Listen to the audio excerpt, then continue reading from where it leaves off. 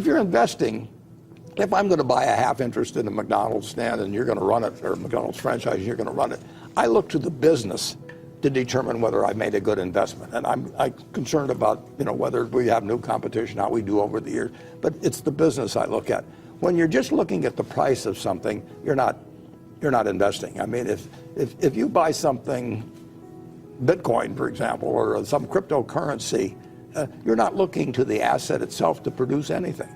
If you buy an apartment house, you're looking at how the apartment house does. If you buy a farm, you're looking at the farm does. If you buy a whole business, you're looking at how the business does. If you buy a part of a business, why shouldn't you look at how the business is going to do? Some people should not own stocks at all because they just get too upset with price fluctuations. People would rather gamble. I mean, the idea that you can double your money in 6 months, that's just going to, it's why people go to the races, why they go to Vegas, whatever it may be. They even know the odds are against them, and they still do it. I mean, it's a strong instinct to want to get rich fast. And I don't know how to do it. If you're going to do dumb things because a stock goes down, you shouldn't own a stock at all. No, I mean, what are dumb things? Selling a stock? Yeah, selling a stock because it goes down. I mean, if you buy your house at $20,000 and somebody comes along next day and says, "I'll pay you 15," you don't sell it because the quote's 15. You look at the house or whatever it may be. But some people are not actually emotionally or psychologically fit to own stocks. But I think more of them would be if you get educated on what you're really buying, which is part of a business.